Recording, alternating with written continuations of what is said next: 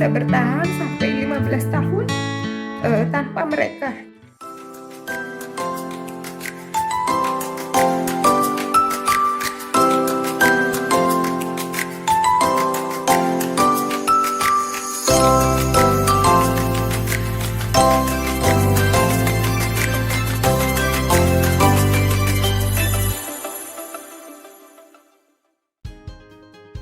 Halo, saya Vivi dari komunitas Lebah.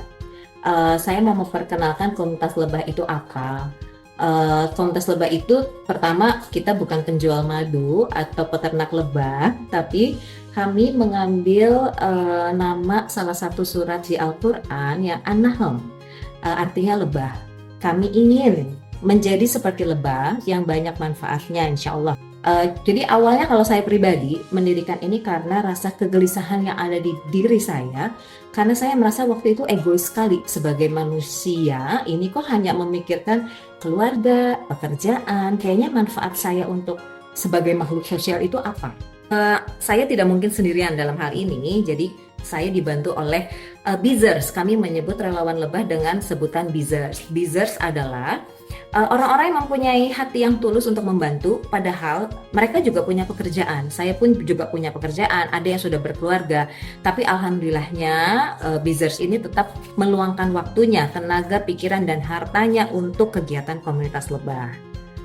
Itu sih yang bisa bertahan sampai 14, insya Allah Mei ini 14 tahun. 14 tahun ya? 14 tunggu, dari 2008, kami berdiri 18 Mei tahun 2008 sampai sekarang 2023, jadi 15 tahun. 15 tahun. 15 tahun. Aduh, udah ABG ya. Udah remaja nih. Gitu. Jadi alhamdulillah bisa bertahan sampai sejauh ini berkat Bizers, karena saya ini tidak berarti apa-apa kalau seorang diri. Artinya apa yang kita capai dengan hanya sendiri, dengan berbanyakan, itu akan hasilnya langkahnya akan lebih jauh dan lebih banyak. Penerima manfaatnya dan jenis kegiatannya. Dan karena kami itu kan berkegiatan tidak di satu lokasi, yang terus di satu lokasi, tapi selalu bahasa kami karena kami lebah adalah Allah menerbangkan kami ke daerah yang memang membutuhkan. Ayolah, ini selalu mereka bilangnya, ingat kata-kata teteh, ladang amal gitu. Kalau mereka udah mulai itu. Tapi ya saya kan tidak bisa saya tidak bisa berbuat banyak karena ya mereka juga punya kesibukan dan lain, tapi saya yakin pertolongan Allah pasti ada. Gitu aja. Jadi kasarnya jangan menunggu kaya kalau mau beramal, jangan menunggu lowong kalau kita mau berbuat. Kan itu memang salah satu visi misi kami adalah itu sebenarnya. Jadi ingin membantu sesama tidak perlu menunggu, ingin berbagi tidak perlu menunggu kaya, ingin membantu sesama tidak perlu menunggu sukses. Jadi lakukan sekarang, berbuat baiklah sekarang, karena kita nggak tahu umur sampai kapan. Bu, kira-kira selama ini komunitas lebah sebenarnya kegiatan utamanya gitu ya, yang berbuat itu apa kira-kira Bu? Ya, jadi kegiatan kami di awal tahun biasanya ada namanya Cerdas Tanpa Batas. Itu adalah kami mendukung atau mensupport buku-buku ke perpustakaan atau rumah baca yang ada di pelosok. Artinya kriterianya dengan sudah ada rumah bacanya, tapi minim buku dan daya beli masyarakat rendah. Jadi kita membawa, jadi terakhir tahun ini kita ke Wonogiri, kita ke sana. Wonogiri, Jawa Timur ya? Jawa Timur ya. Jadi kita berangkat ke sana dengan membawa, alhamdulillah tahun ini 1.500 buku kami bawa. Lalu alhamdulillah lagi bisa berbagi ke perpustakaan kecil lainnya. Jadi kita selalu memilih satu lokasi untuk dijadikan yang utama kita selalu izin dengan yang punya tempat untuk menambahkan kata rumah ilmu lebah apa namanya misalnya ya. Kalau dulu sebelum pandemi selalu ada sehat milik semua. Kita membawa dokter ke daerah yang agak jauh dari puskesmas. Meski kalaupun ada puskesmas pembantu, pustu itu tidak buka setiap hari. Jadi kita membawa tim dokter, membawa apoteker, membawa obat, dan semuanya secara gratis ya. Tapi sejak pandemi kami belum berani, jadi kita tutup dulu itu, dan sisa obat sudah kami kirimkan ke salah satu puskesmas di Maluku Tengah. Maluku Tengah, karena alhamdulillah waktu itu ada salah satu relawan lebah yang memang sedang menjadi dokter di sana. Gitu. Lalu, Ramadan ini minggu lalu baru selesai, itu adalah Edu Fasting. Edu Fasting itu adalah edukasi pada fasting ya. Jadi pada saat bulan Ramadan kita mengincarnya adalah anak-anak duafa, anak-anak jalanan, artinya yang memang ekonomi lemah ya. Dan kalau untuk agama mereka mungkin insya Allah cukup ya. Karena gini, metodenya agak berubah nih dari sebelum pandemi. Kalau sebelum pandemi kita mengundang beberapa yayasan, entah itu anak rumah singgah atau rumah panti asuhan gitu ya, berkumpul di satu tempat. Tapi sejak pandemi ini berubah, minggu lalu kita mencoba inovasi baru. Kami datang ke rumah tahfiz Quran di Parung Bogor. Jadi kami mengundang Kak Untung Darmawan, itu alhamdulillah yang sering banget membantu komunitas lebah ya dalam beliau adalah psikolog gitu kan. Jadi gini, kalau dari segi agama, ini juga Pak Ustadznya yang bilang ya, dari segi agama mereka udah setiap hari lah. Tapi dari sisi pengenalan diri, dari lalu penanaman kepercayaan diri itu mereka sangat butuh pasti mereka. Lalu berikutnya adalah yang akan segera ini adalah BMQ. BMQ itu bahagiakan mereka dengan kurbanmu. Ini kita mencari daerah di pelosok yang pekurbannya sedikit dan orang yang membutuhkan hewan kurban banyak. Kalau memang sih kadang ada orang kenapa nggak di Jakarta aja? Di Jakarta kan banyak. Kalau saya pribadi pikir di Jakarta itu sudah banyak pekurbannya. Kalau di pelosok itu belum tentu ada setiap tahun. Kadang ya 1 ekor itu untuk 1 RT misalnya. Nah jadi kami mencari lokasi-lokasi yang seperti itu. Kami additional ya, tahun ini kami juga meresmikan ini MCK. Jadi kami juga ada program MCK dan SAB. SAB itu adalah sumber air bersih. Jadi tahun ini kami mendirikan MCK umum di sekolah, di madrasah kerjasama dengan Rebrix. Sudah 2 tahun ini kami kerjasama dengan Rebrix. Rebrix itu adalah mengolah sampah menjadi bricks ya. Jadi mudah-mudahan dari alamnya kita juga mendukung, dari manfaat bangunannya itu juga kita bisa memberikan manfaat kepada masyarakat luas.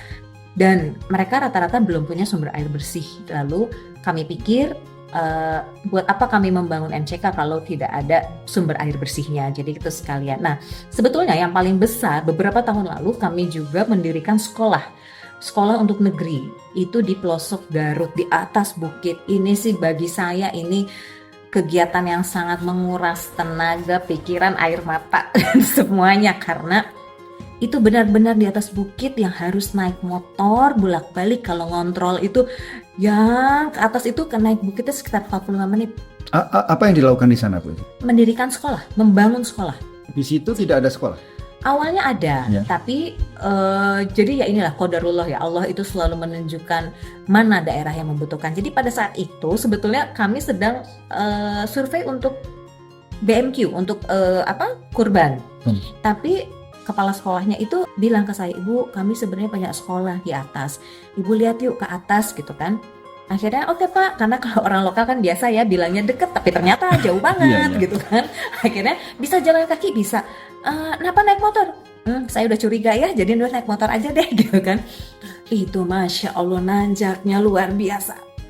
Di bukit dengan jalan cuma segini naik motor gitu kan. Pas naik ke atas tuh saya gini, ya Allah sedih banget ya karena bangunan sekolah itu masih seperti ya mohon maaf seperti kandang ayam dengan kawatnya yang begitu dan masih kayu semua. Jadi saya cuma ya Allah izinkan saya mampukan kami komunitas lebah untuk merenovasi ini karena memang itu sekolah negeri atau bagus? Oh madrasah. Berapa muridnya Bu Cid? Saya lupa ya waktu itu sekitar 60-an. Ibu Vivi, tadi kan ada komunitas lebah ini bergerak di pendidikan, kemudian penyediaan air bersih dari sosial, ya, hewan kurban, perpustakaan, apalagi Bu? Ya, kami juga pada saat bencana kami juga turun, tapi kami bukan tim rescue. Tapi kami biasanya menyediakan apa kebutuhannya. Jadi misalnya kayak terpal, artinya logistik ya, lebih ke arah logistik. Dan kami juga waktu di Cianjur kemarin, kami hanya datang 1 hari, mengajak bermain anak-anak, membagikan susu. Artinya kita ingin mengajak anak-anak untuk sesaat melupakan musibah yang ada gitu.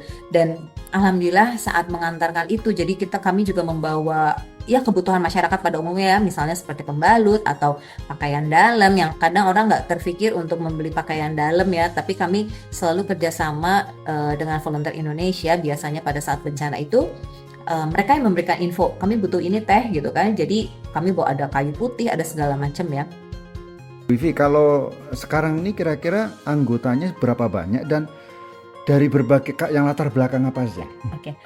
Anggotanya sih kira-kira 50-an kayaknya ya, tapi yang benar-benar aktif itu sekitar 20-30. Nah, latar belakang Bizers ini aduh luar biasa banget ya. Ada yang pegawai bank, ada yang penerjemah, ada yang konsultan, segala macam deh. Ada yang apa namanya pegawai negeri gitu kan. Jadi alhamdulillah deh, kalau saya selalu bilang tanpa kalian saya itu bukan Lebah, itu tinggal nama tanpa Bizers ini. Jadi terima kasih banget kepada Bizers yang sudah mau meluangkan. Saya selalu kalau gini pasti ikut terharu karena ini Bizers pasti ketawa kalau nonton karena saya cengeng kata mereka ya. Karena artinya tidak bisa bertahan sampai 15 tahun tanpa mereka. Itu aja sih. Pada waktu pandemi apa yang terjadi? Apa kegiatan berhenti atau bagaimana? Nah, itu juga ya, pandemi itu kan kita memang ada protokol-protokol yang harus dipatuhi gitu ya. Kami juga tidak mungkin membahayakan diri sendiri juga gitu. Tapi kami semua tuh berpikiran yang sama. Kami tetap harus berkegiatan dan harus berbuat baik kepada sesama karena memang kondisinya pada saat itu tidak normal. Jadi kami mengalihkan kegiatan yang semampu kami dengan cara kami membuat paket sembako. Lalu kami bagikan kepada supir angkot yang memang kosong penumpangnya, supir ojek yang pada saat itu juga karena waktu memang sedang tinggi-tingginya, jadi kami turun ke jalan untuk membagikan langsung. Caranya gimana supaya kami tidak dikerubutin banyak orang? Jadi kami diam dulu di mobil atau apa dari jauh gitu ya, melihat kosong langsung kita datang. Tapi tentunya kami mohon izin dulu berkenan atau enggak, atau kadang kami perlu untuk dokumentasi. Kalau untuk seperti itu kami selalu minta izin apakah berkenan untuk didokumentasikan atau tidak gitu. Dan kami juga menyebar ada relawan di Jogja, di Bandung. Jadi alhamdulillah ada waktu itu yang relawan di Bandung tuh ada bapak-bapak benar-benar pada saat itu Ramadan juga. Jadi hanya berbekal air putih dari rumahnya sama 2 gorengan aja gitu. Dia tuh sedang mencari pekerjaan juga pada saat itu. Jadi alhamdulillah ketemu yang pas. Harapan-harapan Ibu ke depannya kira-kira apa? Harapan saya sih sebenarnya seperti visi misi Lebah tadi ya. Lakukanlah kebaikan sesegera mungkin, sejauh jangkauan tangannya, sejauh langkah yang bisa kita ini. Yang penting jangan berhenti untuk berbuat baik. Itu aja. Semangat. Sukses Bu untuk komunitas Lebah dan semoga berbagi peduli dan untuk negeri kita. Iya.